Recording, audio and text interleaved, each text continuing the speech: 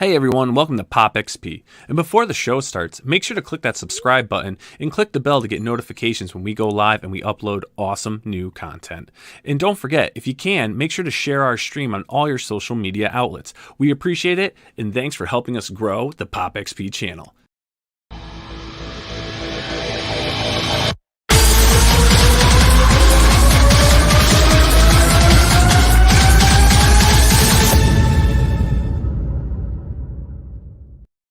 What is going on, Mr. Tucci? Dude, I love that cruise. I love that crowdfunding comics, dude. Bro. That's it, man. That is an homage to the good old days. That is the homage. I love it, man. How we doing, brother? Yeah, I'm doing all right. Working away. Just got back from Baltimore. Baltimore was a lot of fun. Got to see a lot of cool people. A lot of. It was good seeing everybody. Yeah. But it's been a busy month. I did 3 shows. I think this month. Really? So, 3 shows? What? Yeah, 3 shows, man. It's a lot. It's a lot. So that is a lot. I'm glad that I'm not doing any more shows for the year, and we're done. That's it, man. You're wrapping, and we've got She Omnibus #1 printing, right? Yeah, we at the printers? It's at the printer right now. We just sent it our final corrected files because you get proofs. For those of you out there that don't know, we get proofs. And the proofing process takes a couple of weeks because you deal with the colors, with the saturation. You'll find typos here and there. So you get the physical proofs. And I got to tell you, though, they look fantastic. I'm going to send an update out this week, maybe Friday morning or tomorrow afternoon. We'll see if I can get it done in time. Nice. But that's going to be I'll send the proofs of how we redid over 125 pages. Mindy Lopkin, wow, relettered from the original files, relettered about 4 issues, and then we found a bunch of little mistakes. I was able to find the original digital files, crawled into my closet with my broken leg, found the damn files, sent them to API Printing, who are amazing, and they put together. Then they sent me a new batch of physical proof so I can compare them. Mm-hmm. And I'll send that out in the update, but it looks astonishing. And I'm so proud of it because this book is going to be, this is important. This is a legacy book. Definitely. This is the book that you cuddle with at night. Yes. Like you don't just put it on your nightstand. You're gonna be spooning this thing. Yeah, so you could punch someone in the face or hit them over the head with it. It's a weapon in case someone breaks in. Yes, it's a weapon as well. Now you opened, right? You did a live stream when that draft came in, right? Yes, I did, Scala. So you guys can go back and watch that. You can watch that. You guys can watch that and see what. But now we have even the new proofs are even better. But enough about me, Scala. Yes. Why don't we talk to our pal? The one, the only. You can introduce him, rock and roll, and bring him in. Yes, everyone. We've got him back in the house. A good friend of ours. Awesome campaign out right now. Everyone, please welcome Jimmy Palmiotti back to the show.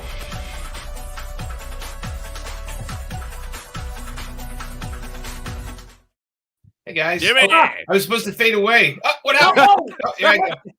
Whoa. It's magic. It's internet magic. It's internet magic. Yeah, how we doing, Jimmy? Good. Doing pretty good. Just came, had dinner with my neighbors and had a bunch of drinks, so I'm feeling pretty good. Nice. What'd you guys eat? We ate at this place near us. I'm forgetting the name of it, but it has what the hell's the name? I can't even remember the name. Go out for tapas. All I know is I had a pretzel the size of a hubcap and a chicken sandwich. So and 3 beers. So we yeah. We do that every Wednesday night. We drink a lot and eat a lot. Oh, is it your next door neighbors? Pretzel. Yeah. It's Dean and Delana. Yeah, you met them, Billy. Yeah, I didn't know if you were supposed to dox them and say their names, but they're wonderful people. A lot of weirdos out there, Jimmy. It's true. But I try to stay home most of the time. I don't go out too much. I hear you. Nice. So, Jimmy, got any plans for Halloween? I do. We're thinking of dressing up as bears and attacking the neighbors. When you take the garbage out at night, like just run after. No, we there's a lot of Halloween activity in our area. Mm-hmm. So there's like a park that they kind of haunt the park, and then we usually go to like one of those theme park Halloween things, but this year we're kind of, the idea of people screaming in my face. I think I'm going to avoid that. The chainsaws with no chains going right by you. I mean, and all that. There's one in Tampa that they have, like, it's a fright night thing they do, and it's great. Like, it has guys like serial killer areas you walk through that you can get ribs from, and it's geared towards adults. Like, there's like 17 bars in the area, so you're drinking, awesome. And Halloween should be fun for the kids and for everybody. Definitely. Definitely. Hey, by the way, thank you, Andrew Wilson. I see Andrew said he. Yes. Evening I pledge for Painkiller Jane, Nile, Billy, evening Pop XP. I love Andrew. Andrew, thank you so much, buddy. And I love Andrew's little icon of They Live, by the way. Yes. And our Jimmy, I've had the honor of meeting Jimmy a couple times. Yeah, man, I know that face. How you doing, buddy? Hope he's doing pretty good. Excellent. Yeah, man. So you're back on it. You got another campaign going on Kickstarter with Painkiller Jane Heartbreaker. How many campaigns have you done, Jimmy? This is 19, I think. This is number 19. What was the first What year was the first campaign? It was 2014, and it was a book called Queen Crab. That was my first one. It was, I think Kickstarter just started. Like, I think I definitely was just becoming relevant. Yeah, and I did it and then we put the book out through Image, because I was just trying to figure out how to do this at the time, and there was a lot to figure out. And then you helped everybody else out, and we all appreciate. Yeah, I mean, what's the good of learning something if you can't share it with people? I mean, what kind of asshole would you be if you're not going to help your friends? So, keep all the secrents to yourself. There are until you're big enough, then you can spread. There are people that go through their lives thinking like, I want to. They don't want to see their friends do well and everything. I'm the complete opposite. I'm like, I want my friends to all like win the lottery. Yeah. I figure eventually there's a pool house I can live in no matter where I go. But yeah, nothing would make me happier if you two won the lottery tomorrow. Like, there wouldn't be a dot of jealousy. I'd be so happy for you guys. But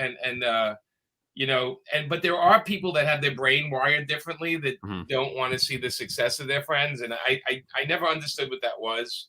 I don't think I ever will, actually. Well, they're unhealthy people, and we were kind of talking about that because unfortunately that happens a lot in our industry, believe it or not, more than people think. Yeah, creators and all, and I've been privy to conversations where I'd be like, no, that guy's a good guy, and no, don't do that, and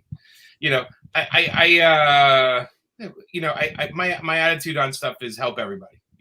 Yes, I agree. That's why I wouldn't make a good millionaire. Because I'd be like, oh, really? Yeah, here you go. Oh, no, really? You'd make a great millionaire. Yeah, I wouldn't be a millionaire for long. No, I don't know. Maybe, I don't know. I think, I thought It's a Wonderful Life was actually a blueprint for how to act.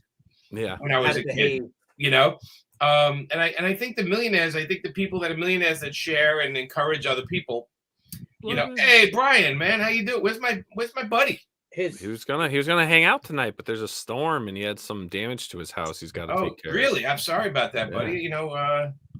Damage to your house. He was gonna come join us tonight. We had him locked in. The roof gets swept away too. Billy, how was the weather near you, man? Oh, we had a storm, right, Scala? We did, yes. Storm. Yeah, you guys, that's right. You're both near it. Yeah. Was it? You didn't have any the ocean come up though. It was mostly wind, right? No flooding. A lot of rain, a lot of wind, knocked all our Halloween ornaments down.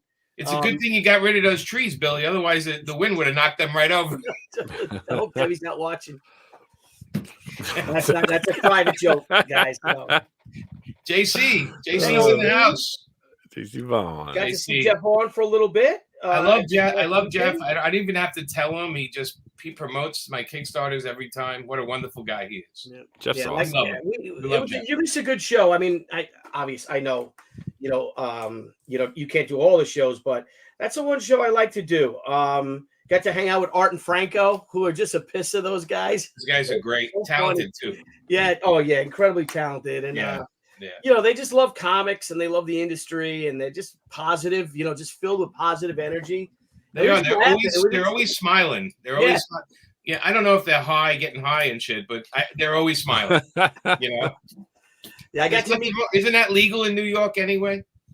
Yeah, It's legal in New York. It's legal Right. in Connecticut. It's Yeah, legal. man. Northeast, it's basically legal everywhere. yeah. I also think prostitution should be legal. I know that's a whole nother show, but I think that the world Well, would you be a can. lot. Yeah, I agree. They're consenting. I think it adults. should Who be. cares? I think it Yeah, should be. for male and female, you know, I think I went to Amsterdam and it's a pretty fun place, and you know, I don't know, people can comment if they've ever used the services. But what we learned when we were in Amsterdam was that the red light district was mostly used by college students because they didn't want to be in relationships. They wanted to focus on their work, their schoolwork. So they would go down the red light district and do their thing, and then they can get back to their studis. So I thought that was really interesting. I didn't know Good that. idea. That is a great. Yeah, That's a great way to stay right? focused, You right? got your job working at the local sporting goods store, or you know, at a local club, and then you blow it all instead of on coke, you blow it on hookers. Well, I mean, male and female, You right? could blow the coke off the hooker. Oh my God! I mean, there's so women's many different cocktail combinations waitresses, out they could there. really, you know. I mean, Billy, there would be a time you would have been a male prostitute when you were younger, right? If there was I an could change it to male prostitute bill too. Billy, teen sensation, male prostitute. Hell yeah! I But yeah, just- but you can tell that the one thing though is the one downfall about that. Yes. You know, pot is legal in all these cities. Is that Baltimore, not unlike New York City? Is there a rolling paper shortage? No, I don't know. Oh, It's just the damn whole place smells like urine and weed. Okay, if you had to pick a smell though, which one would you go for? If I had to, I'd go with the weed. Yeah, okay, there you go. I prefer the weed. So Because you know, without the weed, it would just be urine. it would just Yeah. Is be what you're urine. saying. So It masks for the the urine weed. pretty well. yeah, Fred yeah. Garvin. Fred Garvin. All right, so now let's not waste this guy's time too much. Here Let's we jump go. into this. Boom. So here we go. You've got 7 days to go. So there's a week left. Painkiller Right. Jane, Heartbreaker, one shot. Yes. 1,100 backers. Look, We're almost we're like $1,702 away from our next stretch goal, which is for all the physical backers, a complete sheet of Painkiller Jane stickers. Right here. Has like 5 or 6 stickers on it. Oh, So nice. we're away from there. The 80,000 stretch goal is a date with Billy Tucci. So if we hit that number, everyone gets a free date with Billy. Right, and if you hit 81, 81, go. it's a free date with Nile. So you know, either way, we got those guys. and I'll get- drive too. I'll Yeah. drive. He'll drive. He'll drive. Yeah. But then the sticker sheet is right below that. If you go up a little bit, you'll see that's the actual sticker sheet. So it's the size of the comic, and it's got 1, 2, 3, 4, 5, 6 stickers on it. So Nice. I always say, put them on the back of the computer, on your neighborhood cop car, wherever you want to put these stickers. It's fun. Have some fun with them. But we have a little bit of Amanda ones, and we got Josh Burns in the middle there. And the logo one, I know nobody's going to stick that anywhere, but either way, I was Yeah, actually you just gotta gonna say, is that a sticker? The it paper is a films? sticker. Yeah, Do you Well, you have gotta paper build your films brand. merch? Do you have hats and shirts and stuff? we do. We have hats and shirts. Yes, we do. I'm not wearing one, but I have a hat and a shirt. We have like one of those. I forget what the name of the company is. It's like let me go. I'm going to go to it right now so I can know what I'm talking about. It is Threadless. So we have a Threadless page. Oh, nice. And it has hats. We also have like bags and accessories, like weird stuff. Stretch canvases, throw pillows, women's clothing, all that. But they don't sell, we sell a little bit here and there. You know what I mean? It's one of those companies where they put the art on different things for you. And then you get like $1 or $2. Yeah. It's like they're like a branding company, right? They Yeah, take yeah. your- So and we you don't get a have to handle it. percentage. Just the worst thing you can do when you're publishing is to get into buying T-shirts and hats and stuff like that. You never make your money on it. Let me ask you a question about that, because I do know a lot of people that have done that, and I've asked them. I've Yeah. said so because I've been thinking of doing that, obviously with our brand. Yeah.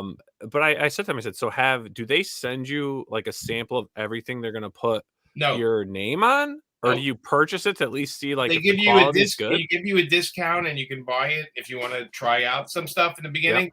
But no, they don't. They do great quality shirts. Don't get me wrong. They do great shirts. The pillows are amazing. I bought one pillow of each. you know, I'm convinced I bought more stuff than I sold, you know, just to get the, you know, yeah. But we've had it up there for years, and every once in a while I'll get this random thing like, you sold a pillow, you know, and it's $4 or something. Yeah. But unless you're doing 24, so right now we're in a world where there's, you know, even for my Kickstarter, right? I have to I do it on Facebook. Patrick does it on Facebook, and I do it on Instagram and Twitter. But to get any kind of press, it's really tough. Even with comic guys don't want to cover the Kickstarters. And I had even Bleeding Cool cover it, but they covered it before my campaign went live. Yeah, and that's a waste. It's not a waste, but it's right. But it was like, okay, but people were like, so how do I get to it? So with this one, I had a lot of trouble because, you know, it came out during that DC monster thing they did, that weekend of press, and, you know, like this one's been an interesting one because it like initially out of the gate, my diehards bought everything, you know, but to get new people, I still meet people in the comic store and I say, I have a Kickstarter. I go, oh, really? Where is that? Oh, I know. After you're out there talking about it every day on Twitter and Instagram. Right. But it doesn't matter. Actually, it's always the day after somebody on Twitter goes, oh, I didn't know you had a Kickstarter campaign. And I'm like, oh my God, I post it like 9 times a day. But you realize that if it's not in their feed, they don't see it. And well, when you add links, sorry to cut you off, when you add links, and what happens is Twitter and Facebook and them, they actually they die it down because they want you using their pay service. Right. They want you to right. And you know, and so I have to go out and yell about it. And, you know, I come on a show like this, right? And I'll get a certain amount of people in your audience that'll go, oh shit, that looks pretty cool. Or they all want the Jennifer Van Damsel covers, you know, which is fine. Right. That's why we have them. But realistically, it's really tough to get. There's one of them. Look at that. I know. Boom. Awesome. she did the makeup herself too. The bullet hole in the chest. And then this one was designed by Dave Johnson. Went in and took the 2 photos, kind of added the skull, and it looks beautiful. I mean, Jennifer did the photos herself. And these are 2 books you can buy off the site. But it's been really tough, I think, Billy. It's getting a little tougher because we're also dealing with a lot of Kickstarters, and then we have people that, you know, big companies like doing, well, just like the Dune Kickstarter, right? Like, you know, it's like a giant $1 million company doing a Kickstarter. I get it. And that's, you know, they can do whatever they want, but we're in competition on some level now because there's so many. Yeah, and it is, and they really approach it as we do as a business. You know, a lot of people don't. And when a big company approaches something like that, they just look at it as another way of selling a shitload of comics. And and sometimes, and I don't have a problem with it, to be honest with you, but they do suck a lot of money out of the room, if you will. The only positive I see is if people who never back Kickstarter go on it for Dune and then say, oh, what else is on here? So I hope we pull some new customers in, but it's tough. You know, it's tough right now. I mean, I try to make each campaign more interesting than the next, you know, I have some beautiful covers by like some top names in the business. I should have known to get a Billy Tucci cover. I didn't even think of it, Billy. So next time. Next Jane one, we're getting a Billy Tucci cover. Yeah, I'll do a cover. Right. I'll get all the Tucci troopers. We'll make it the Teen Sensation edition. But I love that. Go. Okay, it could be anything and just be Teen Sensation. Yeah. But we do have like we do have the $6 digital level, and what's great is the $6 digital level gets most of the stretch goals, not the physical one, but they get the digital sketchbook, they get an extra book. Mm-hmm. So even if you're backing it for only $6, you're already getting a sketchbook and another comic. So you're getting 2 comics, you know. So we're trying to. So anybody jumping on the campaign now is actually going to make her, do pretty well with it. That's really generous. Let's talk about. You do have some really cool names on the covers. That you've gotten on. I mean, can we talk about some of the covers here? Can I? Sure. This is the regular cover. This is by Romina Moranelli, and she's an Italian artist. I worked with her before on Sex and Violence. Look at that artwork. She pencils, inks, and colors it. She's brilliant. I love her. I love her work, and that's just a fun, beautifully designed cover by her. And then John J. Hill does the logos and stuff. So that's the regular cover, and then we have that's the J.G. Jones cover with Brian. Man, that's awesome. So that's my Black Widow team from Marvel Knights, right? so JG and Brian worked together on Black Widow, Yelena, the movie, the new Black Widow movie. So they were the guys that did that, and I figured let's get them on Jane. And yeah, JG did this, like that cover is just so beautiful.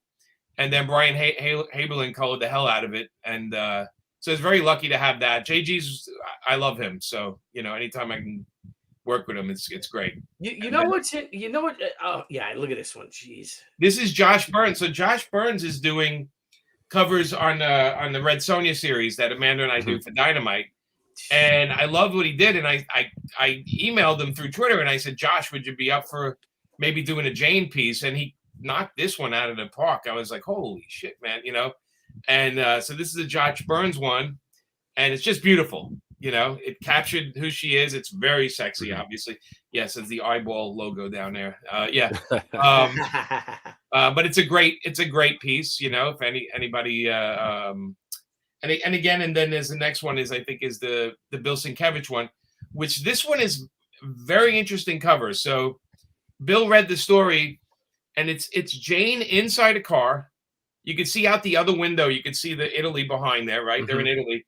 And then she's lowering the window down, right? And you can see in the reflection of the window the bad guys with the cigarettes. Yeah. Like ready to, and she's lowering the window down to take them out, to shoot them. She doesn't want to break a glass.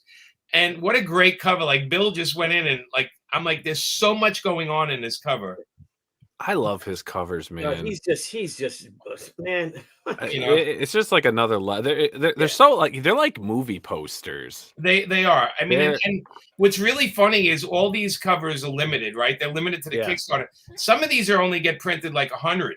That's it. So that's the only place you're going to get them. But I got for this campaign, I think I got 4 amazing covers, and then there's Jennifer's covers. Jennifer did the stuff that she did, and that's just stunning. I mean, that would be a poster. That should be wallpaper in people's houses. Absolutely. Oh, yeah. You could paint my. That should be like my wall with that any day. Or printing. And that one's just And Jennifer shot them herself, and that's cute. In a way, she's getting like a little bit of innocence. So cute, bullet wound. How cute. Yeah. Yeah. The yin and the yang around the neck. She does it all herself too. Yeah, she's amazing, and so happy with that. And that one we decided just a plain, we don't need to kind of. We moved the logo. John J. Hill moved the logo and kind of dropped the names in different ways. But so a lot of beautiful covers for it, and then the sticker thing. We almost get So even if you're back to physical level at this point, you're going to get a sticker sheet. You're going to get the digital book, and then we have Amanda Kana mystery cover. I have it. Mystery adult cover. Yes, and actually Amanda drew it, and Alex Sinclair, who's Jim Lee's colorist, he colored the piece for Amanda. Nice. So that's that cover, and that's pretty cool. And then we decided to do something a little different. So Amanda did this black and white cover, and between me and her, we offer a level. So she does a remark in the barrel of the gun. So the comic's going to be a black and white cover. And then she's going to do a drawing in the barrel of Jane. She's going to draw only in 50 of them. Oh, nice! Holy shit! JC Vaughn, got to run, gents. But I really am looking forward to this book. If you haven't supported it, now is the time. Thank you, buddy. You have a great night, JC. Good to see you, Old Bean. SDA loves that idea. Bean. I like that too. When you posted that remark of what you're doing in the barrel of the gun, I thought that was such a clever idea. Yeah, and we so Amanda's doing 50, and then I'm doing a bunch of them, and nice. Cheaper, obviously. The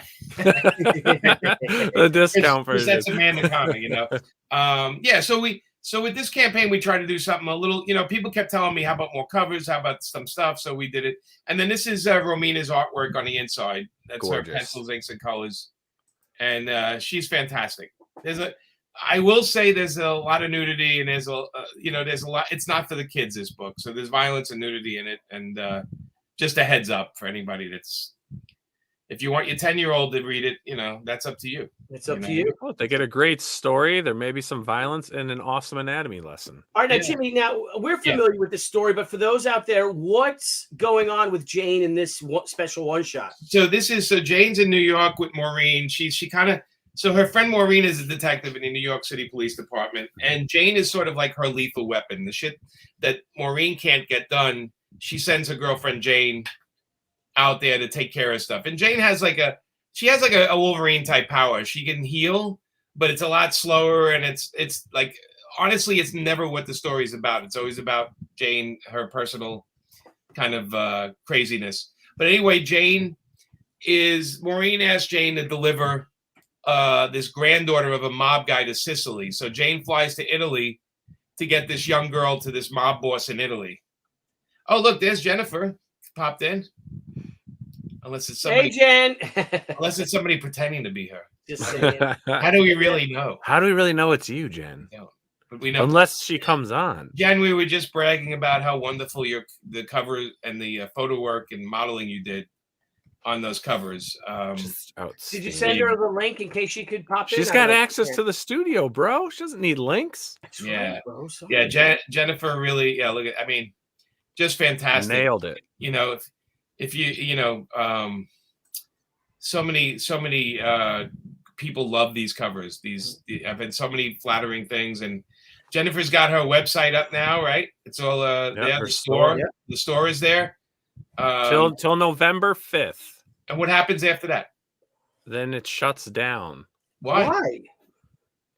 Because she's running it almost like a campaign. I think it's a really cool idea. Oh, that is a good idea. Jennifer says she's in the like shower. An online pop-up. What? Jennifer, you're in the shower. What are you doing you're going to get your phone wet. You're going to electrocute yourself, for goodness sakes, young lady. We don't have a Jennifer in the shower cover, but maybe for the next campaign. Prove it. You know, I don't believe it. We don't I don't believe she's in the shower. We actually had a level where Jen took all these she did these Polaroids before she shoots the picture. She takes a Polaroid to check the lighting and all that stuff.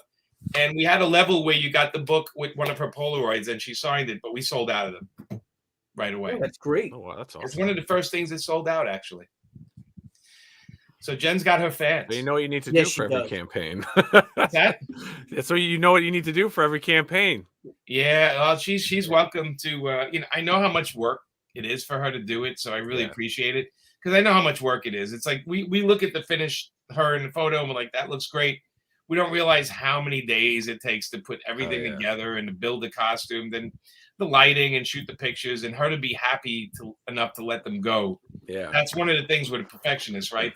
They can take the pictures, but they won't let them go until everything's right. So I appreciate her. She's fantastic. Yeah, and she is the perfect Jane too. She really is. Yeah, she's tough. Now, Jimmy, I noticed a thing that you have, like the Rage book. I think Polaroids of Jimmy. Jennifer, I'll pose a picture for her. Only for her, not for. I'd buy that for $1. Not for the public. Yes. What were you saying, buddy? Jimmy, until recently, and I know, like even with the Rage book, that was done through Jimmy Palmiotti's Kickstarter. So we have two of them. We have a Paper Films one, because we didn't want to cross swords in a way. Like we knew with there was a lot of thinking me and Patrick had why we should have it under two different things, Paper Films, and why under me personally. I think most of them are under me personally, but we ran the Rage through the Paper Films one. It's just us making sure that if we ever have two running at the same time, it runs under two different names. Oh, that's a good idea. Little did we know that in a way they're okay with that. If you're a person that delivers your stuff on time, if you've proven yourself enough, they kind of they're okay with it. They don't like to push that kind of thing because they don't want people running 3 or 4 campaigns at a time. And for us, because we had a printing delay with Rage, we wanted to run the next campaign before Rage was delivered. The good news is we got the Rage books last week, and so far we shipped out around 400 of them. And tomorrow we probably get another 100 out because a lot of them are special packages we have to kind of put together. But people are getting their books starting tomorrow. They should be getting them in their mail. Yeah, well, this book is what I find interesting is that because that's why you and I'd like to talk to you about the whole competition thing. Yeah, because Rage was done through you. Yes. And that's the one that we all know. Like I get, I know Jimmy Palmiotti's Kickstarters, but a lot of people may not know. And I know you have to build your corporation, Paper Films. Yeah. But what's cool is that you're almost at $70,000 in 20 days? Yeah. With the Painkiller Jane one. So you're obviously doing the right thing. But Were you a little concerned, like, oh, we're gonna like lose some backers because they may not know what Paper Films is? No, we kind of tied them together. We kind of made sure that everyone that backed all our other campaigns got an email from us saying, hey, look, here's what we're doing. Here's the link. Here's where it is. And at the end of the day, there's an association with me, with the character. So if it was a random book that nobody knew, but because it's Painkiller Jane, it's sort of like if you did a she thing, they already know it's you. They're not even going to look at where it's under or something at that point. That makes sense. Yeah. You know, and you know, let's be honest. I mean, you know, I back, you know, I don't know if you noticed, Billy, if I don't back your thing, Paper Films backs your thing. I don't know if you ever noticed that. No, I don't know that. Debbie does all that. Yeah, so it's like I can't go near that stuff. You can't. Some of your things are backed by me personally. Some of them are backed by Paper Films, which is me and Patrick, right? So you know, but we do that to kind of just, you know, we make sure we're backing people, and you know, we obviously we support our friends, you know. But and it's SDA brought up a thing. We refused to buy from Kick. Some people refuse to buy to Kickstarter. Could you bring it to Indiegogo? I don't know why they refuse from Kickstarter. Maybe they can help me with that, because I mean, I've done 19 and I've delivered 18 of them on time. So with the new ones still being worked on. So I'm wondering why they refuse to pick one or the other. Like I have a history with Kickstarter. That's why I keep doing it with Kickstarter. I have nothing against Indiegogo. But well, why it's nothing does against have a problem with Kickstarter? Because it's nothing against you. It's right. the past of what has happened with Kickstarter and certain creators, which is why you have a whole group of creators and fans that will not purchase from Kickstarter, and vice versa. Then the same group that only will do Kickstarter for, you know, having differing opinions. Right. Won't use Indiegogo. It's a true political divide. How about that new one? What's the new the new one? You know, what's that called? What's that called? Bart Sears did a book on that new platform. What's the name of it? Do you remember? Zoop? Yeah, Zoop. Yeah. So people saying, well, I'm not gonna do Zoop, or I don't know. You know, I look, personally, I wish I could just sell these books on my own site. Yeah. You know, I wish they can go to Paper Films. Thank you, Patrick. Zoop. I wish they can go to Paper Films, and I can Patrick Films. Patrick would like that if it was called that. But I wish they can just go to our web pages, like Billy, your site, my site, and just do the same thing. But we don't have this thing built in. Yeah, but I think even if Boom, you know what it is with the networks, like with Indiegogo and with Kickstarter, is that they do have this major network, and to me, it's worth the 10%, because I bet you if Boom did that Berserker book through their website, I don't think they would have gotten half. I agree. I mean, all their press they got, all the Kickstarter press.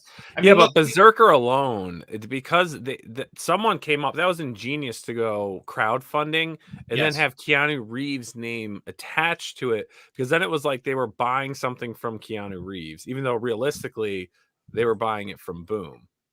Right. No, I mean, look, it's the power of a celebrity. Yeah. Yep.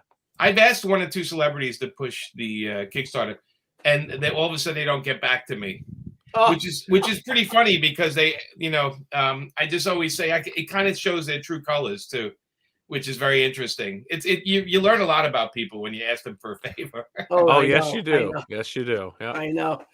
Well, Jimmy, I got to ask you about we were talking about the well, I guess Nile, you did cover pretty well the reason why some people choose Kickstarter, some people choose Indiegogo, and there was a lot of problems with Kickstarter in the beginning, where somebody would complain and they would call these creators, oh, he's a racist or he's a white supremacist, and Kickstarter would then just kill their campaign.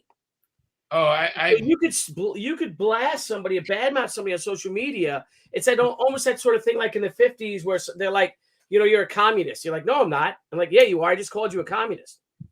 Okay, that's why I've never run into that. Well, that was well before me. I got into it. Do they still do it or no? No, they got rid of that whole.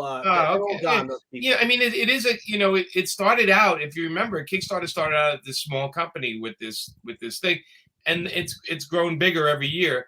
So you know, maybe some of that's growing pains, and I think, you know, it's dangerous to react to everybody, right?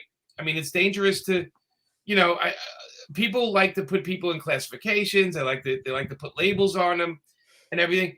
but until you know a person, you really shouldn't be doing that. You don't know, it's kind of like a lazy thing to do, I think. And I think the internet likes to demonize. I mean, I was watching something where they were talking about CNN and Fox News and all these news stations. It's like, it's not news, right? The news happens, and then there's a reporter, but these stations have like a reporter reports on the news, and then 3 people talk about it. Well, that's not news. That's people's opinions talking about the news. Talk show, yeah. Right? And that's what all these news stations are, right? I mean, because the news is something that actually happened.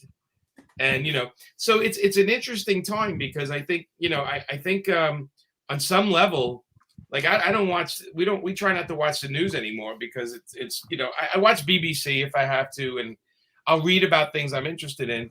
But at the end of the day, these companies, all these news outlets, they all make money from people getting angry at each other. Mm-hmm. That's how they make money, right? Yep. And Facebook right now, the stuff that's going on with the algorithms and how the hate algorithms actually make more money for the company. So they push the agendas of the hate. Yeah. Because it's criminal that stuff is happening, and you see it everywhere. And at the end of the day, we know people are people, and opinions are fed to them sometimes, and people they're influenced by a lot of bad stuff. And I think Facebook is very responsible for enforcing these algorithms just to make money. I mean, how much money is enough money for these guys? Yeah, it's never enough. It's all the media. It's not just Facebook. It's all the media. No, they try to demonize everybody's trying to demonize everybody. And I'm just like, at the end of the day, these people, you meet people and you realize you have everything in common. They've just been influenced by some shitty stuff, or they picked up on some bad information, and they're running. It was never a problem in the past, differing opinions and everything. It was a fun conversation. It was fun to have different opinions. You could joke around, mess with your buddy, whatever. You may get heated, but at the end of the day, you shake hands, you move on, you get another beer, whatever. Yeah. Now the way media has done everything, like you don't even realize that the fact it's like we can say all this, but like it impacts Billy, it impacts you and your business, right? Because now you have people that literally, because of what's going on, will not back your book because of the platform you chose, not against you personally, but because of a platform you chose, literally won't back your book. And the same for Billy. For the platforms he chooses, may literally not do his book. Yeah, I mean, Kickstarter versus another they're just platforms to me. I don't really, By the way, can I answer Brett? He said, whatever happened to Enrico Mariani, that's for the next Painkiller Jane campaign, Brett. Okay. I just got the cover from him, and it's going to be for the next campaign. So hang in there. Yeah. Another thing, something to look forward to. Yep. And a Teen Sensation cover maybe too on that one. Yeah, Teen Sensation, Billy Tucci cover, and you can sell the art too. You can sell the original art. I'll give you the original art for it too. I say I sell it all the time, and then I hang it on my wall. You got some great art, man. I think anybody would be honored to be on your wall. I just buy it. I know I'm so tempted to buy the originals of everybody that does the cover, but I know if I ask the artist, they'll just give them to me, and I don't want to take money out of their pocket, so I don't ask anymore. Because I feel bad. Like I know J.G. Jones can sell that cover for a couple of grand, and I know, you know what I mean? Mm-hmm. I want to buy all of them, but artists are really nice to each other, and they tend to just give each other stuff. And I feel really guilty taking somebody's art. So I just say, okay, go sell it. Well, Jimmy, getting back to that thing about, people fighting and stuff like that. Yeah. I think we're in such an information age and produce age and getting products and everything like that everyone gets everything like that. I think people are lazy now. So it's very easy for someone to start a rumor on the news. Yeah. You know what I mean? Or spread like that fake news, and then people don't have the time to read through the link or see where the link comes from. Oh, to see if it's true. Or the same thing, right? If they call someone a name, they go, "Oh, this comic creator is a fucking racist or something," right? Out of the blue. Well, or I was laughing at Alec Baldwin. Somebody online was telling me, he's a murderer because he killed that guy, and I'm like, okay, that's not really like That's not the definition of murderer, by the way. If somebody accidentally firing, obviously he thought was that. But people just want to run right to like this thing, like they're this and they're that. But I did learn that if I said I like Ted Lasso, everybody else likes Ted Lasso. So, this kind of like, there is a common ground with our entertainment. I feel, you know, I think people like shows, and I've learned that I've actually taken most of the politics out of my Twitter feed, and now I talk about the stuff I like on TV, and people love talking about that, you know. Yep. It's good, because it's also if you talk politics, you're going to get half the people disagreeing with you, and then they start screaming at each other, right? And it's not even worth it. But if you and they hate that I'm right all the time, Billy. They really hate that. Now, I don't know if there's something we can agree on, but the last 2 mob movies I've seen, I couldn't stand. I couldn't stand the Irishman. I think if the Irishman was a miniseries, you know what? I didn't like the Irishman. I didn't either. And I love Scorsese. I felt it was a little lazy to me. Something about it felt lazy, and it felt forced. And I'm a guy who loves everything he does, and there is stuff in it I love. But overall, as a movie experience, I was like, I had problems with the James Bond movie. Did you see the new Bond movie? No, not yet. No, I got it. Well, I'll tell you, my problem with it was when, and now I don't know if this is in the movie, but with James Bond, when the female agent has the scooter and she's like, jump on, and he rides bitch on the back of her. I'm like, that's not James Bond wouldn't do that. What? The girl on the scooter, he rides on the back of her scooter. He rides bitch, it's called. Oh, well, there's a setup for that, right? So there's a reason. Yeah, I think they should have left it out of the trailer. When you take a clip out of continuity, I enjoyed the movie, but I felt like he had no him and the blonde character that was in the other movie. I felt like they had no heat between them, so it was hard for me to get involved with it. But I still like Bond. I like the one with the legs kicking with the dress on and her. Yeah, there's a whole scene in Cuba with her that's fantastic. What about Dune, Brett asked? I didn't see Dune yet. We're going to see it next week when people leave the theater. It's like right now the theaters have all been sold out and crowded. So we're going to go in. Amanda's parents want to see Dune, so we'll wait till next week. I recommend it. I recommend my review is I recommend it. Do you think I should take a lot of water? Because it looks like a lot of desert. Yes, bring a lot of water with you. All right, I don't want to get parched while I'm watching that movie. Or try to, better yet, just recycle your own. Recycle my own water. Great. Oh no, Niall. What do you know? What? Come on. No, Niall. Hey, Devil Fryer. He's just these giant word things he's putting. Woke Bond, Cuba Woke Great. Bond. Is there a Cuba Great? Is it Cuba Libre type? Aquaman? Yeah. Okay. All right. Anyway, there you go. Cuba is great. Amanda and I went to Cuba a couple of years ago. Pretty awesome. Really? You broke the Iron Curtain and went to Cuba? How'd you do that? It was when it was legal to go. We took a cruise down to Cuba and we did a tour and Isn't we went it still legal or did they shut it down? No, they shut it down. Scott, look at the World Traveler. Yeah, it was beautiful. The architecture, everything looked like it stopped around 1959, 1960. The architecture has an unusual mix. Yeah. There's mid-century. There's like a mid-century feel to all the towns. It's just beautiful. Yeah. And the people were really sweet. They're definitely, the people we met had like hundreds of questions. Mm-hmm. Like would ask us stuff, and they're fascinated. Obviously, they're fascinated with baseball like crazy. Yeah. But what a great bunch of people we met down there. It was really nice. Was it almost like a wall there, or were they pretty knowledgeable about world events? No, they're they have the internet and stuff there. No, they're so it's really interesting because you're in a city that's not fully lit at night, right? There's squares that are lit, but you go down the side streets and they're completely dark. And like stores, like it's different, way different than here. It is like time stopped, like at the end of the 1950s. There is a little influence of different types of architecture, which Amanda and I loved. A lot of art. So a lot of people make art there, and we went to this whole little town that all these artists lived in. And you saw all these art buildings and paintings in the street, and it's pretty cool. I mean, it's definitely interesting to see something completely different. Another place that, again, time didn't really change that much. And at the same time, you realize, there's so much politics, but the people themselves are just trying to make a living and feed their family and, watch a little TV and listen to music. And it's just like that. Everybody has the same things in common, right? They want to have their kids be healthy, enough food, and bring them up and everything. And you find out all these common things. And I think it's why it's interesting to travel, because people need to travel and see other places. It definitely gives, like when Billy and I went to France, right? How great was that? Yeah, dude, that's like 5 years ago or 6 years ago now. We were there now. Yeah, and it was awesome. What a wonderful place. I mean, just beautiful. Everywhere you walk, there was art. Oh yeah.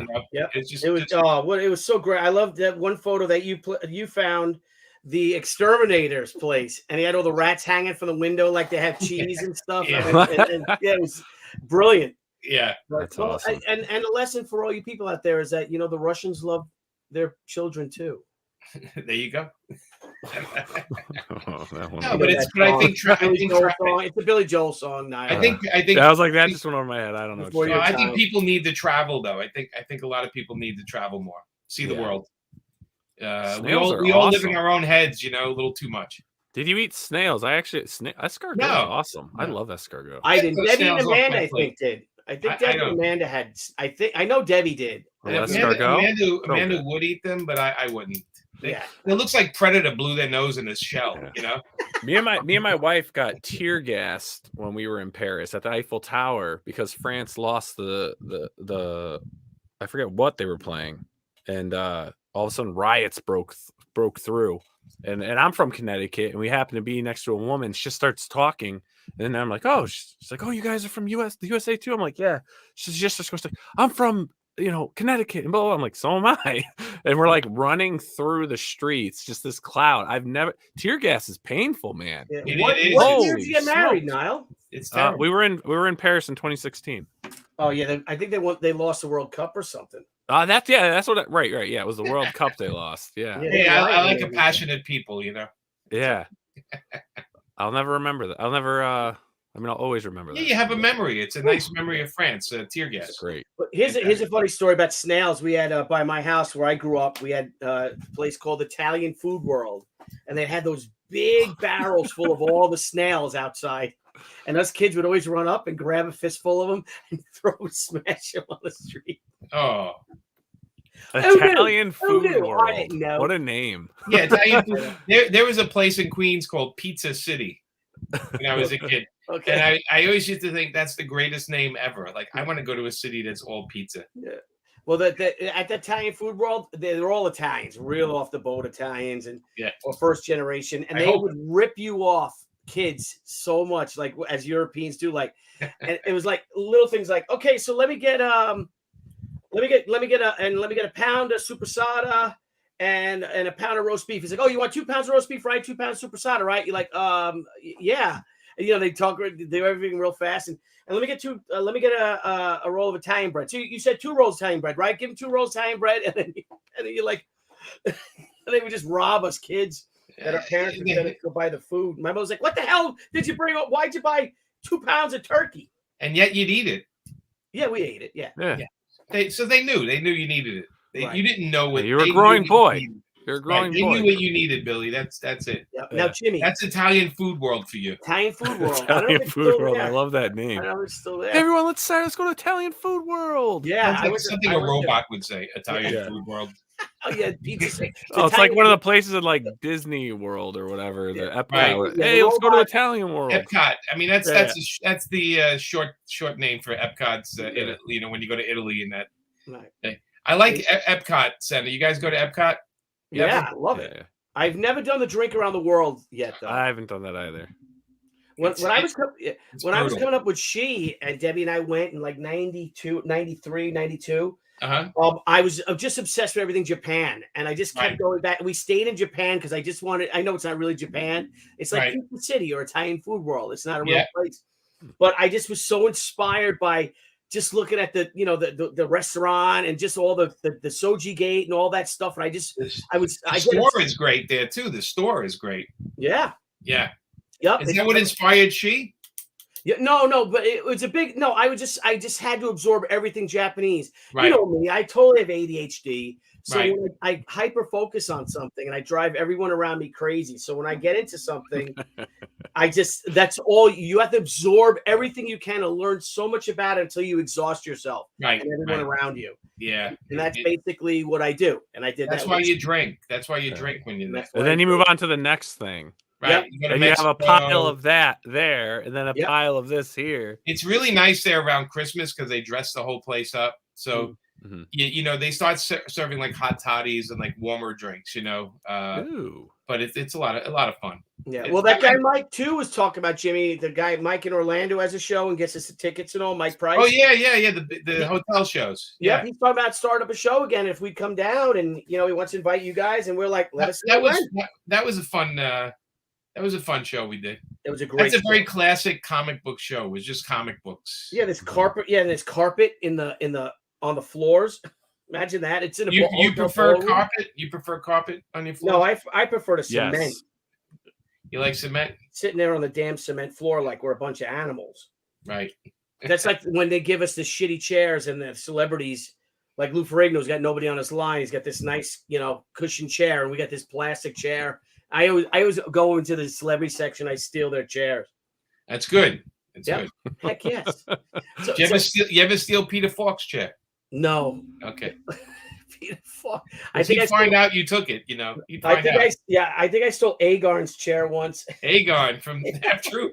Yeah, he was on a show. I'm like, it was Agarn or Ron Palillo, and I'm like from Horseshack. I'm like, you know, these guys they'll give him another chair. They're both dead, I think, right? Aren't they both dead now? Agarn's got to be dead. Old. I heard they needed surgery on their spines because they had no chairs. Yeah, they had terrible chairs. Somebody's asked, did the Rage complete set ship yet? Those actually, we're working on those tomorrow, so those go out probably tomorrow. Just so you know. Nice. That's my Thursday. My Thursday's all packing day, and then Saturday's another packing day. I have to work in between. I have to like pick a day, work, and then go pack, and then work, and then pack. But they're getting there, buddy. You'll get it soon. Yeah, you always deliver, and yeah, we make. I know people are waiting for it, so I'm very like I sleep at night and think about them waiting, staring at the postman walking down the street, and I'm very aware of that, you know. So I have to deliver. They open their mailbox, they don't see it, and they're just like, "Damn you, Jimmy." So Billy, you think your audience and Nile, you think your audience here are going to back it? What do you think? A couple have already. They have 2 of them at least. All right. Good. I like that. I look at it. We have 1,102 people backed it. That's a really nice number. It is. You know, that's like I would honestly host a party for all of them if I could afford it. Yeah, but here's the thing we also have to work on is like, Jimmy, how many Twitter followers you have? All right, I think it's around 60,000 or something like that. 60,000 Twitter followers. Yes. And you've got 1,000, which is nothing to sneeze about because everyone would be happy to make, you know, $69,000 in 20 days and over 1,000 backers. But my God. Thank you, Beowulf. Thank you so much, buddy. Yeah, we've got to get these. We have to find a way to break into that these get our Twitter followers to you know what? I did it. I don't know if you saw. I did a post last week, and I said I have 67,000 Twitter followers. I'm like, if 1 out of every 100 backed it, I'd be like insane. I said, so can you tell me the people that don't back it why? And people kept telling me they don't have money, right? And I keep reminding people that the digital's $6. Yeah. And I said, and you know, so that's not really a lot of money these days. I don't know if people know that. Like $6 doesn't get you a lot. But people, most of them were money situated. People said they have no money, they have no money, they have no money. And then I got this certain amount of people that, of course, they said, oh, I did back it, or I'm gonna back it, or I'm waiting till the last minute to back it. Okay, I have 68,300. So if 10% of those backed it, I'd be buying I'd be happy as shit. But you'd be buying that party for everyone. I'd be taking everybody out. Well, I'd actually have stretch goals where they'd actually be getting an ounce of gold at that point. There you go. But we're not going to hit that. I do. You know, that is funny that you say that though, because I always wonder that. You know, I see these campaigns and a name like yourself, you know, and how many followers you have on social media. You know, you think it would swarm, like even if just a third of them backed it. It's a very Are good. they seeing your posts? I wonder if they're even seeing the posts. I don't know. I think it's a very good reality slap because you think, you know, when you do a top book and they know you're doing this for 30 years, and it really humbles you. Every campaign humbles me on a new level. You know, but we're gonna do a sketchbook, Mandacana sketchbook Kickstarter. So I'm curious to see how that does, because I always find when it's an artist doing a Kickstarter, you do better. Writers do less, artists do more.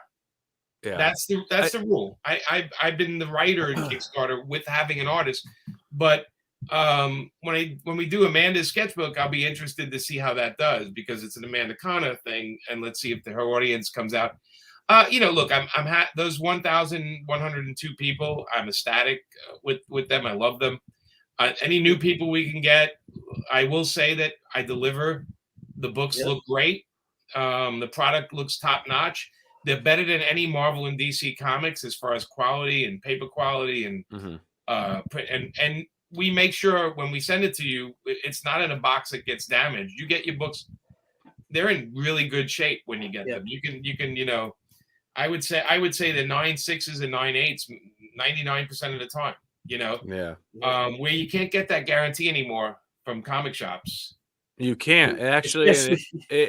What Penguin House is doing with the books has been. I've been seeing a lot. It's a learning curve for them, right? Because they used to sending out. You know, you got to remember that when they send out regular books, they get dings and bends, and you know, but people still put them in the bookstores. But we're in a comic book community where people. It's a collector community. Yeah, and we have to appeal to the collector, and I get it. Look, I mean, you know, I see the Adam Hughes Pop Kill cover going for $1,000. That book, you know, I know the J.G. Jones cover and the Bill Sienkiewicz and Amanda covers are going to be expensive as hell within a month. Yeah, because there's only 100 or 200 of them, and that's it. And the thing, you know, Billy, you have the same thing. Well, after their campaign, people are like, well, how can I get 10 of those? And you're like, no, they were on the campaign.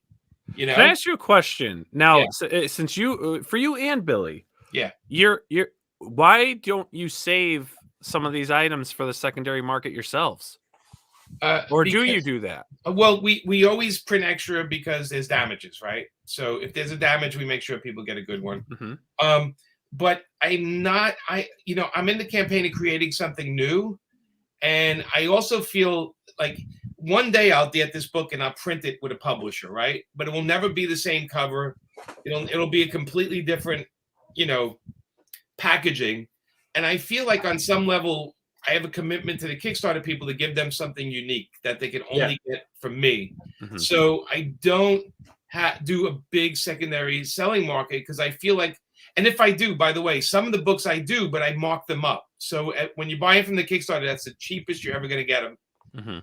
And if I have extras, I mark them up $5 or $10 more per book, because I feel like the people who back the Kickstarter should get the best deal. So I'm very conscious. I'm very conscious of the collector. I'm also conscious of the people. Like, why would they back it if they know they can just buy it later? So I make sure. So I make sure when they're backing it that this is the cheapest. This is the best. You know, we have sets of books. You're not going to be able to get that when this campaign's done. You're not going to get a full set, and you're not going to get an Amanda Kana, covered with a drawing on it. You're not going to get it after the campaign. That's why there's only 50 of those.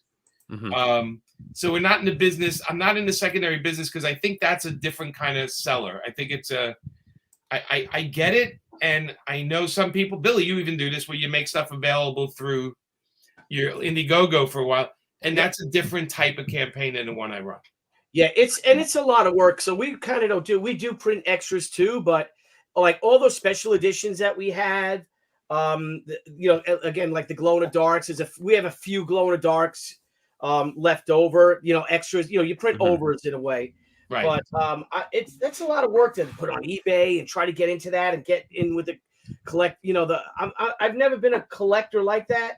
Right. So I don't really know how that works. But I like the idea too of giving our crowdfunded backers something exclusive, like even with the omnibus. And this was kind of by mistake. or not mistake. It just kind of happened, worked out that way. That with our omnibus that's live right now, it's 500 pages, hardcover. It's oversized. You get all the stretch goals. You get it signed with the exclusive dust jacket, all that, and it's only $60. Once this campaign ends, that book's going to be $100. Right. Yeah. Because there's not going to be a lot of them left because we are printing overs, but I can't afford to print 1,000 overs. You know. No, I mean, and it's true. I offer a package for retailers that if you scroll all the way down to that, it's actually 60% off the cover, and then I throw in an extra chase book, and it's not cheap. There's a $300 one, and there's like a $500 one, but it's signed copies, and it's a lot of them. And I worked with a retailer on it. The retailer told me, here's what you need to offer. They need this percentage off. I think it's a little higher. It's because those are the sold out ones. So, it's that one right there. So that's a $500 one, and I can't read it, but they get a certain amount of books, and we haven't sold any. Yeah, and that's something else. Who do we have, Nile? Maybe we had someone else on the show, or maybe we were talking to Shane Davis, and none of the retailers buy the books. No, they don't buy them off the campaigns. They're not buying them. No, and you know, we offer them signed. We offer them 60% off the cover price. And by the way, when they get the books, they can sell them for whatever they want because they're signed and they come with a COA. And so they can sell them for $30 for all we care. I don't care. You know, the retailers can sell them for anything they want. But a lot of the retailers that, you know, they have a lot of money invested in their weekly books. And I get it. It's, you know, to do this is tough. But I do know, you know, I worked with a retailer this time to see if we can come up with a package that was really attractive to them. And still nobody bid. So right, Jimmy, if you're not getting coverage in a lot of the comic news sites, I mean, you can get on Screen Rant, which is cool. That's for like the movie people, and it helps build the brand and the title itself. But you need to get into Newsarama, and the same thing with me. And we had this conversation on the Professionals.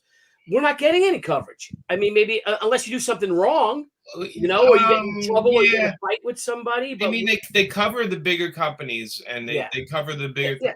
You know, and if I ask, and you know, I always pitch stuff. I'm always like, would you like an interview with my artist, or would you like an interview with the, you know? And sometimes they bite, sometimes they don't. This one, I don't know why, and I think just because so much was going on, I didn't get that much attention. We got a couple of interviews, and I've been mostly doing podcasts because I figured it's nice to talk about what I'm doing, right? And it's a little easier than just flashing a couple of images.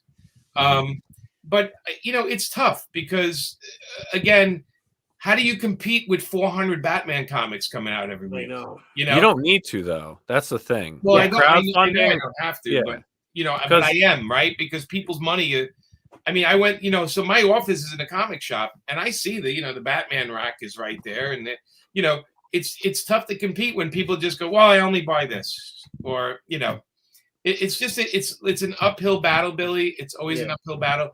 It's been like that since 90, you know, whatever, when we started. Well, you're going full bore with paper films and really focusing on your campaigns and really pushing more, correct? Like more independent stuff. All right. So we've been doing this channel. You know, we're in our third year. I've talked to hundreds and hundreds of different creators, all doing campaign stuff, this and that.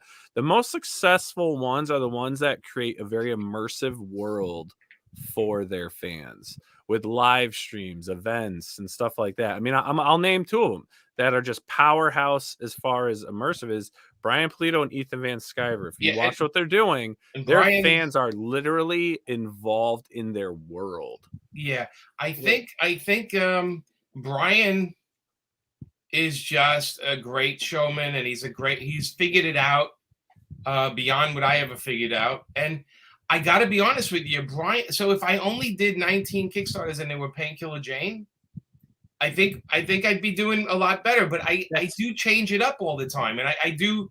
You know, Rage was a completely different painted book, and Pop Kill was completely different from anything I've ever done before.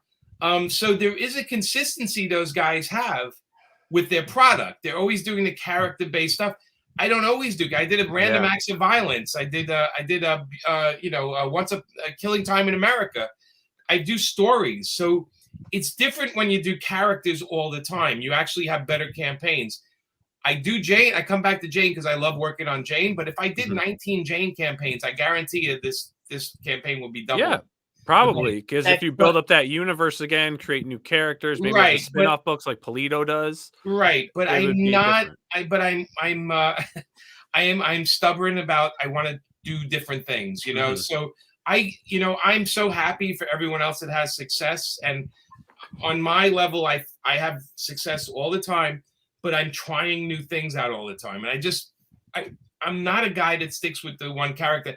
And it's a funny thing coming out of my mouth after writing 120 Harleys and 105 Jonah Hexes. But in a way, you know, those paid for a lot of bills, those books. You know, I love doing them, but they paid for a lot of bills. But with my own career and what I want to do in the future, I do want to try out. I have all these different ideas. I love science fiction. So doing one character, I'm constantly doing a Jane book. Every year I'll have a Jane book. But honestly, my other Kickstarters, my next one is about a girl from Chile, you know, and that's like a female Tarzan type thing. And it's, you know, and it's like the variety. I just like to try different things. I know, and Niles, I understand that by doing that, it's every book of mine is almost finding another new audience. For another genre. So I do realize that. Believe me, I sat back, you know, I talked to Amanda and I said, look, I own, you know, well, we have Jane, right? And I have like, you know, G.I. Zombie I own and Monolith and everything. I can keep doing books in those universe, but I honestly feel like I have stories that I want to tell that are outside of that. And that's what I do. So I do know that if I change gears and just did the character stuff all the time, I do know I would do much better, but at the end of the day, Jimmy has to be happy, and what makes me happy is experimenting a little bit. Yeah, yeah, definitely. Yeah, and if you could afford to do it, and like I said, you're doing fantastic. Yeah, no, I'm happy. You don't have a lot to complain. You know, it's tough to complain when like, holy crap, you know. I do get people comparing me, like they keep comparing me to other people's campaigns, and I have to explain them all the time. I'm like, I know what you're saying, but I'm not that creator. Like I don't have those $200,000 campaigns, and I don't have that. I don't have those characters, or I don't have that audience. I have a certain amount of people that believe in what I do and back me, and I deliver a product to them all the time. I'm super happy with the group I have. I always want to gain more audience. Of course, I always do. But I also understand, you know, this is a lot of people going along a ride with me. You know, they're actually saying, all right, let me see what your new idea is, and let me see what your next thing. Oh, that looks cool, or that's not for me. And you know, I get it. You know, if I did just Painkiller Jane and the Pro Kickstarters for the last 10 years, it would probably be a different animal. Yeah, you know? I think you're 100% right, because that's what Brian did. That's what I'm doing. You know, she, people want she, and I'm like, well, honey, I have this new idea for this. You know, I want to do companies each. Like, you know, let's do she for. Let's get like 6 she's out, 7 she, and then we go do another one. You know, we have me and John Broly are doing Zombie Sama, so that'll come out in 2022. Right. But what really pays the bills is she. Right. And I'm also excited because I haven't done she in so long, and we've changed the character so much that we aged her and all that. That it's more fun for me to do that. But you're doing like Graham Nolan's doing what you're doing too. Yeah. Because he has a new campaign, a new character, a new property every time, every campaign, and his characters are all part of the same universe too. Right. So I mean, so it's different. I mean, you know, and I respect everybody else doing their thing. I think that's great if you have a character that you know, Billy, I love she, you know, so of course everybody says that I want more she. Look, if you know, if DC Comics let me do a one shot of Power Girl, how do you think I do with a Power Girl Kickstarter? Oh yeah, geez. With Amanda drawing it, you know what I'm saying? Like I understand that it's character. A lot of time it's character driven and it's artist driven.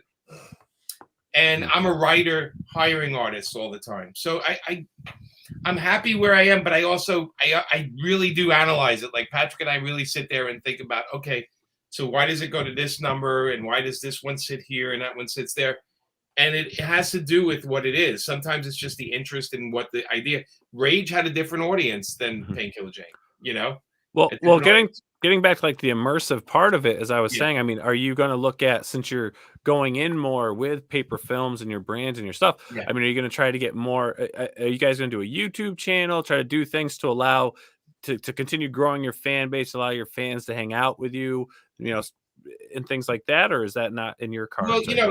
Niall, we talked about it at one point, and part of me is I'm really pressed for time all the time. I don't know if Billy, you run into this, but Yeah. I honestly, it's funny. Like I said no to a lot of mainstream work, and now I have like a ton of other things that I'm trying to nail all the time.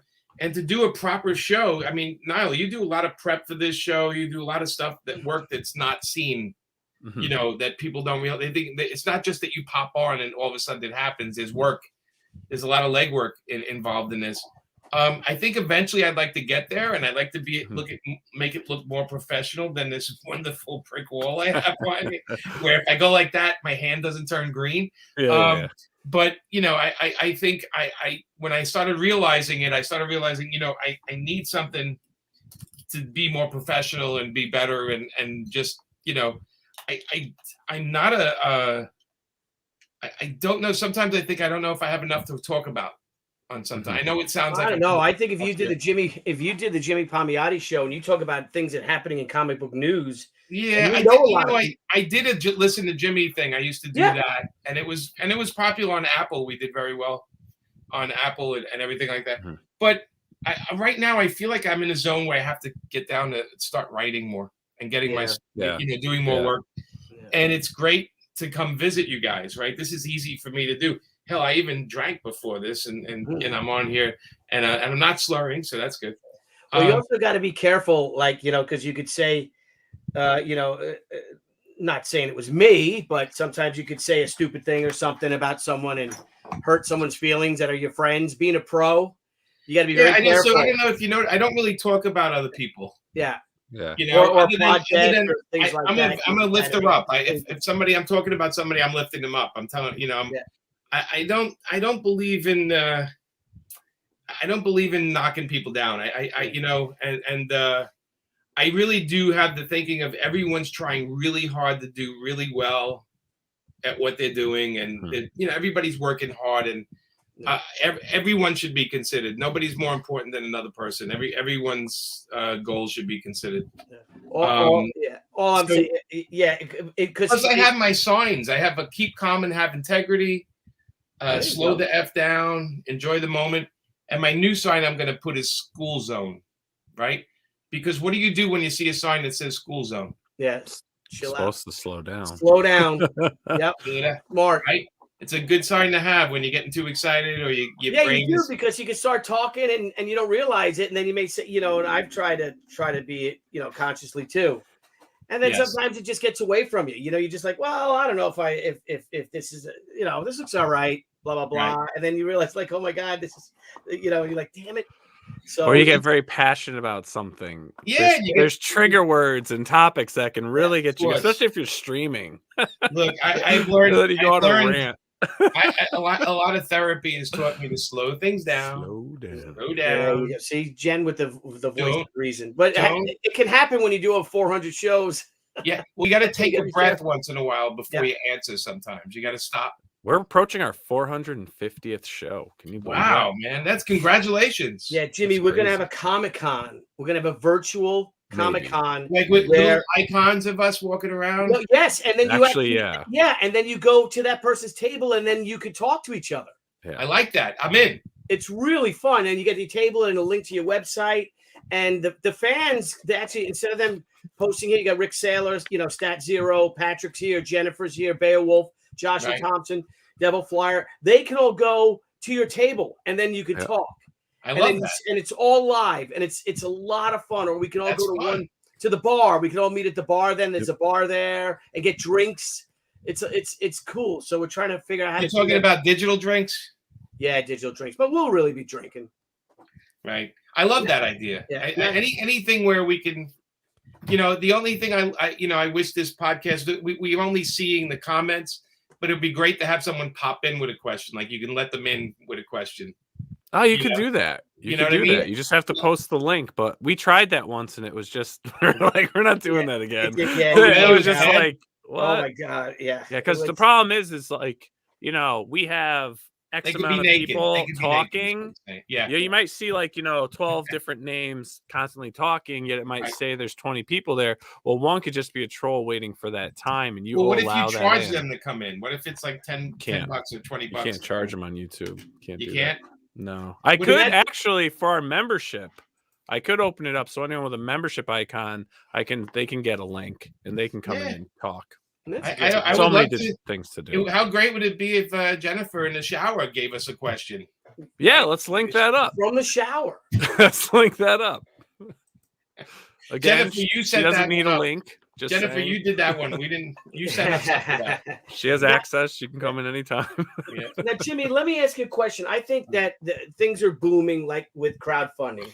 But the word crowdfunding is that this is almost like the end of 1996 going into 1997. Now, you guys had Event. We had Crusade. Right. Brian had Chaos. Jeff Smith had cartoon books.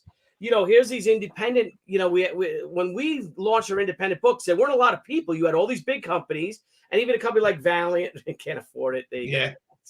Jennifer's right. We can't afford it. I couldn't. No. Anyway, so, but then. What can't we afford? To do live with her in the shower. We'd have to pay for us to pay. Obviously, Jennifer figured out there's some kind of price. Yeah, and figured out. I thought we were all friends. That we can't afford it. We tried lifting people up, Jen. We tried lifting people up here, mostly on our shoulders. Anyway, go ahead. But anyway, so if you remember, so we came out of the gate, right? We did really well, and then all these other creators saw the success we were having. Yes. Right, and then they got into it. Yes. And I was at Baltimore Comic-Con this weekend, and no shit, 10 well-known comic creators talked to me about wanting to come on the show because they want to do Indiegogos and Kickstarters. And how can I help them do this? That was the other thing too. Now I'm like you. I give, we have our show. I love giving advice, but oh my God, it's a lot of work. Look, I pretty much once a day, I get somebody asking me stuff, and I always send them to the Kickstarter question and answer pages. I'm like, look, anything they don't answer, that you can hit me with. Yeah. But yeah, there's a lot of people asking because they not happy with the way the companies are acting, and they have issues with some of the companies, and they just want to do their own thing and they don't know how to do it. And they see us doing it and they're like, well, I could do that, but they don't also realize how much work it is, and that's the thing I run into is people going to me like 2 weeks in going, dude, this is so much work. I don't even know why you bother to do it. I have a lot of that. But I think, there's always, we're all kind of trailblazing this, and that's great, right? But I think at some point also, you and I and the people doing it are going to see some next thing. We're always ahead of the curve a little bit with stuff. And I think we're going to see some next thing kind of stuff happening too, because we're going to learn from this. And let's be honest, if we were app people, we could probably make our own crowdfunding app and do it eventually ourselves. That's one step. Or it might just be we figure out how to push this onto our own websites and just have people subscribe to what we do. So I always had the notion of a subscription to paper films where you pay $100 a year, you get every book I'm going to put out that year. And I guarantee you it'll be a certain amount. Yeah. How cool is that? You pay in the beginning of the year, and then you get these exclusive things that are signed, and everything. So there's a lot of ideas, right? And I think it's up to us to keep looking at technology. Like you guys just said something out loud. You said there's going to be like a VR type virtual reality convention where people can go. That's brand new. Nobody who's doing that, right? And so that's something cool that somebody else will copy, by the way. So well, we've been working on it, and we shouldn't give away too much.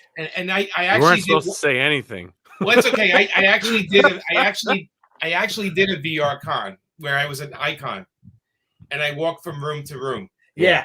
And, they have it. There are some conventions that do and it was pretty funny because nobody knew who I was, but I was just walking around like checking it out, But anyway, I think at the end of the day, we're constantly evolving. our characters, and we're constantly evolving what we do. And there's always going to be trailblazers. So we just have to keep looking forward, you know. The guys that want to come to it now, yeah, they should be listening to these shows really closely. Yeah. And they should be studying them, and they should be doing their homework, and they should be worrying about paper supply and printing and where they're going to get things shipped and how much the post office is going, because we're dealing with all of that daily. Yep. Our pal Mitch Halleck says, tell Jimmy we need the energy of people in their 20s and 30s to run these things. Boomers go boom. It happens. Yeah, but we got a far better work ethic than those people in their 20s. I mean, is he saying that we can't do it? Like we're what are you boomers? talking about, Mitch? And happy He birthday. said, we are too Mrs. old. Halleck. We need the energy. What's that? Today is Mrs. Halleck's birthday, or yesterday? So happy birthday, Mrs. Halleck. So wait, so he's saying we're too old, we don't have the energy for this? And yes. He's saying we're all the same age. Yeah, he's 55. He's 55. And how old is he? How old is 55. Same He's age as 55. He's 75? No, he's almost You're dead. 55, Billy? Yeah. You know, it's because you're the teen sensation. The world's You just- oldest I teenager can't now. tell. That, You know? that, The what's world's He's a oldest teen teenager. sensation 3 or 4 times over. I you know what? I got more energy than most people half my age. So you know, it might be the vitamin B. I don't know. Far better Could work be. ethic. But you're doing what you love doing, right? And you're going It's to true. do it the I way you don't- want to do it. That's just energy inducing right there. I paid my dues, man. Billy, we paid our dues, man. We worked for companies. We look, you know, 30 something years, 25 years ago, we had our own booths in San Diego. We got all together and That's you right. know, we kicked ass, man. Yeah, we had a giant booth. We got in trouble. We got in trouble. We got, you know. It was like the Marvel people bitching and complaining, you know. It actually wasn't. It was the con. What was it? They didn't like all the traffic we caused. Yeah. And they didn't like the format of our booth because we took 3 booths and put them around, and we had big lines. Yeah. We actually bought a 6 booth or 8 booth island. And, That's what we and bought. I think do you remember what the booth was across from us? It was a brand new comic company, had that giant hand, and it was like Techno Comics. Yeah. And I think Techno Comics people complain about our lines because they were going everywhere. Yeah. Because they paid like $500,000 to be. Yeah, they bought a gigantic booth, right? Yeah, because they had the thing hanging because and they were throwing out T-shirts, but we just had lines of tons of people, and we were busy the whole con. And I think some people resented the madness we got. Billy brought his motorcycle. It was smack dab in the middle of the. Yeah. Did you actually start it, or did you at least just? No, I wrote it in. I definitely wrote it into the whole. Oh, you did. At the end, I wrote it. So the whole place reeked of your exhaust. Well, yeah, but no one was there. We were set up early. Early before the show opened, like Tuesday morning. We were like, they were calling us like, you know, the Image Comics East at some point. Yeah, that's right. We were like in New York, and we were loud. Yeah. And I think even the Image guys, they weren't even happy with us.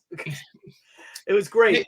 Yeah, it was a good time. But I mean, we've seen this business change, and we keep changing with it. So that's all you can do. Yeah. And then when we die, they can have Nile can have podcasts talking about the memory of Billy. The one thing that worries me about that's just sad. Yeah, and I don't think it'll affect us really. But what's that? Is that so many people want to do what we're doing? So many people want to do these crowdfunding books. They want to do Indiegogos and Kickstarters and all. Right. That are well-known names. And again, as you said, they don't realize how much work goes into it because there is a learning curve. Yes. You know, we learned it on the Zombie Summit book. We're like, oh my God. Yeah. You know, and every campaign you learn. What I'm afraid is that they won't fulfill their campaigns. Well, we you know, I can't tell you how many people tell me, hey Jimmy, can you yell at this guy because I never got my book? And I was like, was I in that campaign? Like, that's like, it's a random thing asking me to yell at somebody. My campaign's perfect. I have 5 stars, you know? Yeah. Mm-hmm. And so I can't yell at that other creator that didn't deliver your book. And it does hurt us every time somebody does that. It hurts us no matter what we're doing, Indiegogo, Kickstarter. Whenever you have that one person that doesn't deliver it, people start saying, you know, I back your campaign, but I still haven't gotten my books from this guy. And I'm like, I have to explain to them, like, that's not me. It's like it's like going to a mechanic in another town and blaming me because I'm a mechanic in this town for something he did. It's ridiculous, but that's how people think, right? They don't process. They don't process that with separate entities. Yeah, we the thing. I don't know.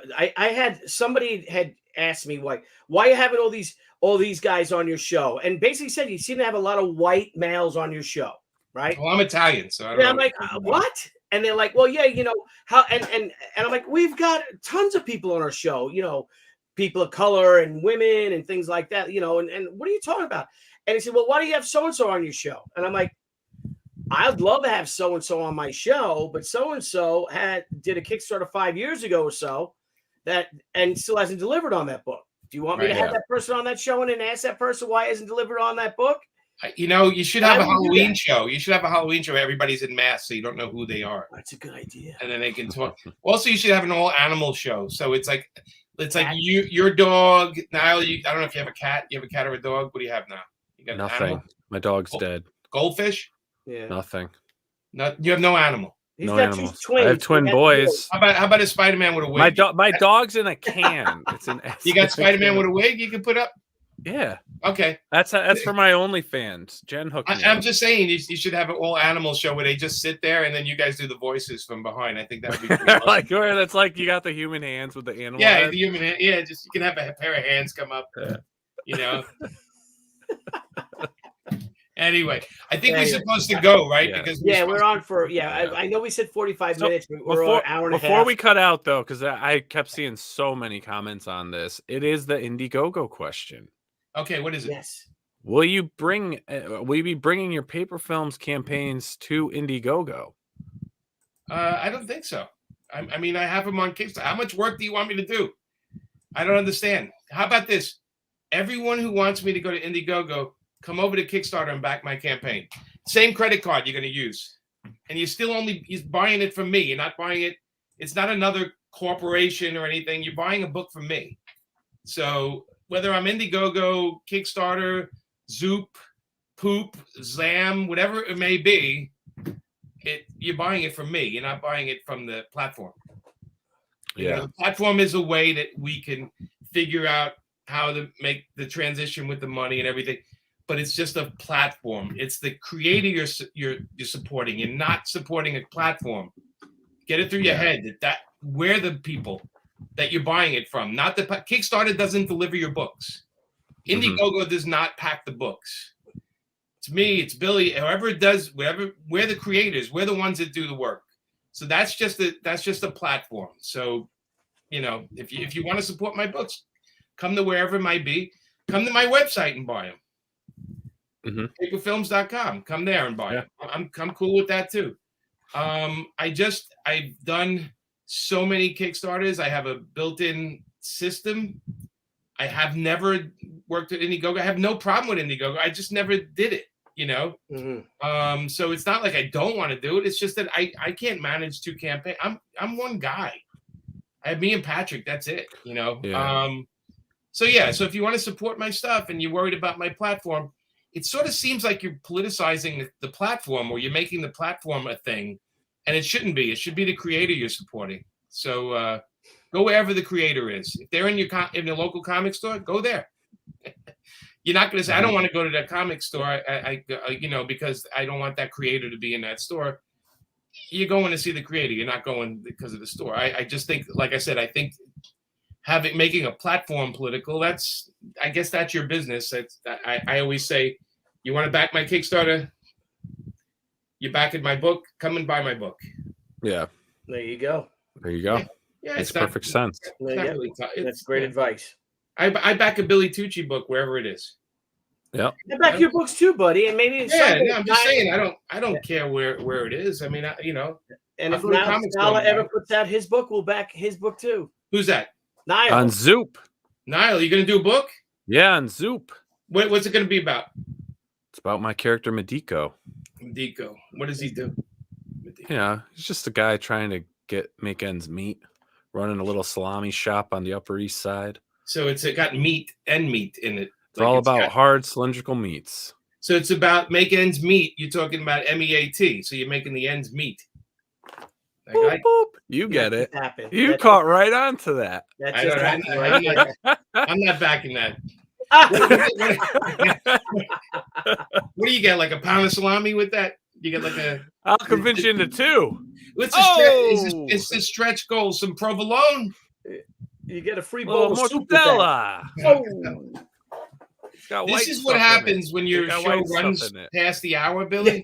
It's this last half hour that it's like, what is going on here?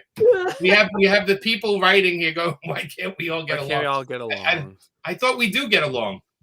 Yeah. They're talking about the divide, the political divide in the world. I don't like politics. It's in everything. People get tired of that shit. So it'll go away eventually. Let's talk about. Anybody watch Ted Lasso? You guys watch that? I have not watched. You mentioned. I watched a couple episodes. It's pretty funny. It's a funny show. What do you watch, Billy?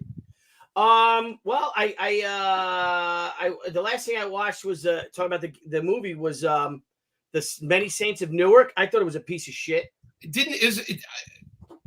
First off, the casting, the mother was brilliant. Yeah, she was great. I love the casting. I really thought the casting was great. But it didn't have a reason to exist, I felt.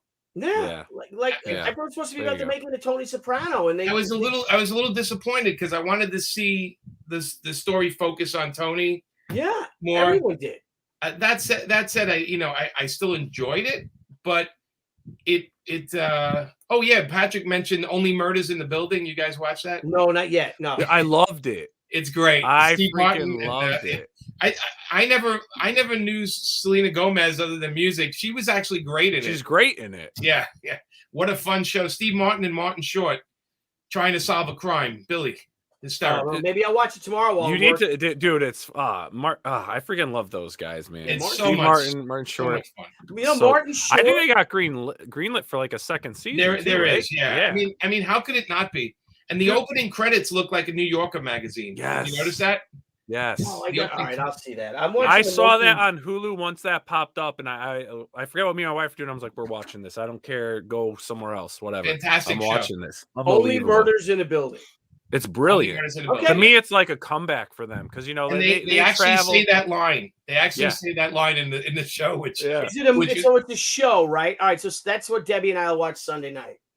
Yeah, you guys will love it. You guys will love it. How many episodes is horror movies with me? I think it's 10 episodes, but they're short. Yeah, they're like a half hour or so. And I'll recommend one other thing: Sex Education on Netflix. Sex Education. I like the sound of that. It's 3 seasons. It's I think it's fantastic. It's just so much fun. And the mother is a sex therapist. Is the girl from the X-Files, the woman from the X-Files? What's her name? Yes. I know what you're talking about. What's it? Mulder. Well, that's Scully. Scully. Yeah. Mulder was the cuter one though. Yeah, I met her once at the Met. What the hell's her name? The redhead. How come the people aren't answering now? Answer this, people. She was Gillian Anderson. Yes. And she's fantastic in it. She's fantastic. She plays the mom. She's a sex education therapist. She's a sex therapist, and it's about her son dealing with the fact that his mom's a sex therapist and going to school, and it's fun. It's one of those shows that'll make you smile.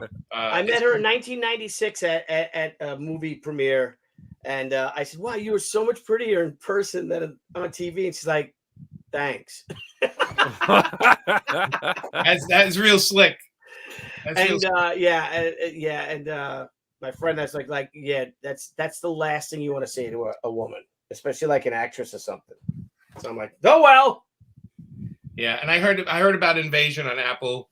We're gonna catch up with that because Ted Lasso's on Apple. Yeah. And so is Ted Lasso is. Yeah, and so is Morning Show, which is the Jennifer Aniston Reese Witherspoon show, which is pretty good. The first issue, Invasion. I want to check. It was funny. One night I started playing it, and I looked at the clock, and I was like, "This is not the right time to start this." It was like it's quarter to 1 in the morning. And I think it's like 10 1-hour episodes. Yeah, it's like 10 1-hour episodes or something, or 8 1-hour episodes. I gotta say, the production on Apple TV is like amazing. Like, well, that's the thing about all these streaming services is that the budgets are incredible compared like what Netflix produces. I'll be honest, probably Hulu has some great stuff, but I mean, when you look at Netflix, Disney, HBO Max, Apple, I mean, you're getting movie quality effects. Yeah.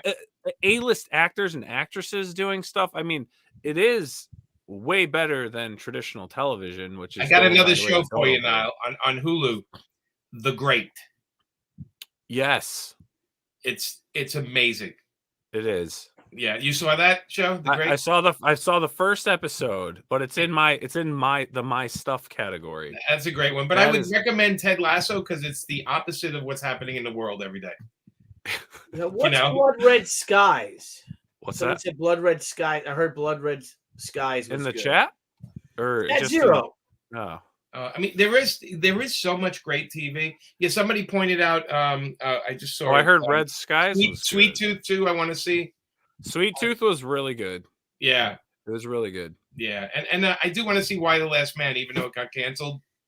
Brian Bourne is a great guy, friend, and support his show. You know? It's funny because Adam Lawson, who's one of the hosts on the channel, he's in the film industry. He lives out in Burbank there, and he was just saying it was just like it was a great show, great script, great action. It was just that actually, because people have all these speculations why it was canceled, and he's just like it was bad business. It was the behind the scenes stuff, what was paid and invested. It's a shame. It was basically they spent all their money before they received it, and then in turn it just the show ended up collapsing because of it. I'll tell you, I learned when this is years ago, and we'll try to wrap this up. When we had a Painkiller Jane show on Sci-Fi, I remember that had like every episode had $1 million budget or $900,000 budget, and for the life of me, being on the set, and knowing what the stars were paid on it, which was minimum, and it was TV. I was like, where is this money? Like, I did not see the money. I could not figure out for the life of me where they're spending $1 million an episode, especially when we're shooting on sets and that were just built, and it's amazing how the money gets spent on these shows. Like, and you see the end credits of a TV show. There's like 800 names. Like this. Oh yeah. Crazy. But that said, I think we're in the greatest TV era right now. It's like there's some great TV, and I also think that with creative comics, I think this is our. I think so. This is our special era where we're in a place where creative people actually have an outlet to do things, and I think there's a lot of amazing stuff happening. So with technology, and I mean even the software and stuff that was used was so expensive in the 90s when they started coming out that now you can for $19.99 a month. You could get the entire Adobe suite, and with even just some of the printers out, the computers. I mean, self-publishing has never been easier. The hardest part is getting the courage to actually get your idea out there. Right. Did you guys see? And maybe we'll wrap up with this one. Did you see the Buzz Lightyear trailer? Not yet. I saw the advertising for it and see it yet. I told them, I'm like, damn it, Disney stopped me from canceling them again. I was like. That Buzz Lightyear trailer, I'm like, okay, I can watch this all day long. It just looked amazing, Is that going to visually stunning? Absolutely stunning. It's a movie. It's a movie. Okay. Is it a movie or a series? No, it's a movie. It's coming out in 2022. It is a movie. It's the Buzz Lightyear movie, but it's Buzz Lightyear as who he is as the character, the astronaut. As the astronaut, yeah. Yeah. The CGI. It's just I was watching that smoke billow out of that rocket ship, and I was like, Jesus Christ! Like you said, I don't think I can ever cancel Disney because they're always doing something. Even their goddamn behind the scenes, like their Imagination series, or that showing was me damn it, they always that trailer blew me away today. Though I was like, me and Amanda watched it, and we were smiling from ear to ear. We're like, that's amazing. That looks so much fun. It's brilliant. So, anyway, we should go. Yes. It was great chatting with you, Jimmy, as always. And look, thank you to the audience coming by, everybody coming out today, and think about Painkiller Jane. Look at the page. Go look at the page. See if you like. We got 4 new backers tonight streaming with us, so thank you to those 4 that have backed. If you're in the chat, thank you. Thank you to the chat: Herrenberg, Statistical Zero, SDA, Patrick Wedge, Joshua Thomas, Ellie Muniz, Devil Flyer. You had some great comments. Thank you, Jennifer. Everyone, Jennifer, as always, and we have to get Jennifer on the show so we can plug this store before it closes. Yes. And Nile, I think we go back to us. And the one thing, and before we all say goodbye to everyone, again, thank you guys for joining us. We appreciate all your comments. We appreciate this. All of you are going to watch it afterwards, which seems to be a vast majority of our audience. Thank you guys too. But and here's some advice that great comic creators do not burn out. They fade away, don't they, Jimmy? Oh, wait. Now it's not working. Oh, wait. What did they do, Billy? Great comic creators do not burn out. They might fade away. I think you're right. Good night, everybody. Good night. Good night. Hey, everyone. Thank you for joining us on Pop XP. If you haven't already, make sure to click that subscribe button and also click the bell for notifications when we go live and we upload some awesome new content. Also, don't forget to head on over to Twitter and follow us at the Pop XP and over on Instagram at the Pop XP. Thanks again, everyone, and we'll see you soon.